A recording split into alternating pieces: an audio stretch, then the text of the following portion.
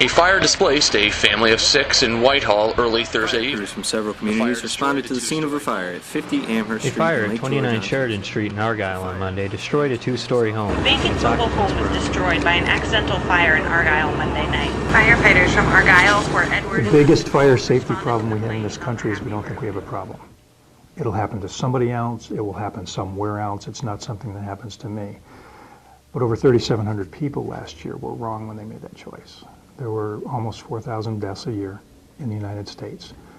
Residential fires represent approximately 86% of all fire deaths, according to the United States Fire Administration. On June 26th, a faulty electrical outlet caused a fire at 40 Burgoyne Avenue in Fort Edward.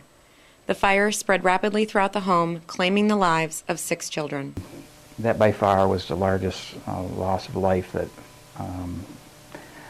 most anybody could remember, and I talked to a lot of old-timers in the fire service, and nobody could remember an incident where they lost so many people, especially children.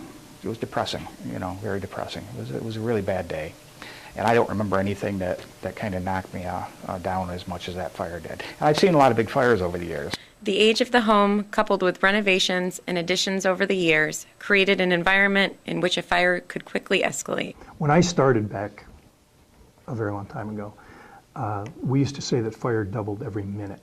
With the synthetics and the products that we have nowadays, that has reduced to fire doubling every 30 seconds. This is footage from a mock dorm room fire held at Clarkson University in 2007. So if I have a trash can fire, somebody drops a cigarette in a waste can, and I've got papers burning in a trash can, in 30 seconds I've got 2 of those. In a minute I've got 4 of those.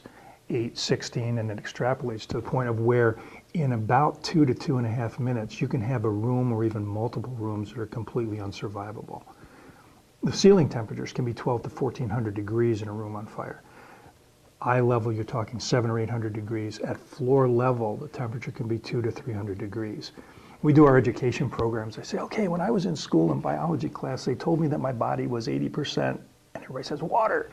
And I say, okay, at 212 degrees water, and everybody says boils. So if I'm in that room at 2 minutes and the floor temperature is 250 degrees, I'm gone. People falsely think that, oh, if there's a fire in my house, I'm going to wake up and I'm going to be able to respond. The truth is that the carbon monoxide and the other toxics, everything in here, the carpeting is synthetic, the chairs are synthetic, the finishes are synthetic, every one of those gives off deadly gas when it burns. And people mistakenly think that they're going to wake up and realize there's something going on and be able to respond to that. The truth is that those chemicals will put them in a deeper sleep, and they're much less likely to respond correctly than if the fire wasn't happening. So again, that's why that smoke alarm is such a critical issue. That smoke alarm is the warning that gives you time to do something about this and get out. It is common for young children not to be awakened by a fire alarm. The parents of 2-year-old Bear Nuskern have a fire alarm placed outside his bedroom door. With the door wide open, we set off the smoke detector.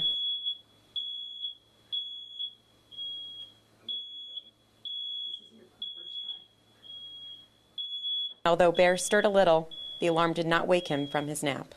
Pre-plan, prevent, know how to get out, teach the kids how to escape. Fire officials recommend practicing exit drills in the home. An escape route should identify 2 exits in every room and designate a meeting place outside where everyone can be accounted for. Smoke detectors should be tested monthly and cleaned out at least once a year. Use a vacuum to clean dust and cobwebs that have accumulated. Batteries should be changed twice each year when you change your clocks in the spring and fall. We have one of the worst fire death rates of any industrialized nation in the world. And that in the context of some of the best codes, some of the best buildings, some of the best fire departments by training and apparatus in the world, yet we're killing more people than almost any other industrialized nation in the world. It's our attitude toward fire. We don't, exactly what you said, we don't think it's a problem, we don't think it's going to happen to us. Fire happens to somebody else somewhere else. Smoke detectors, smoke detectors, smoke detectors. It's probably the biggest fire safety tip I can offer. For the Post-Star and PostStar.com, I'm Lydia Wheeler.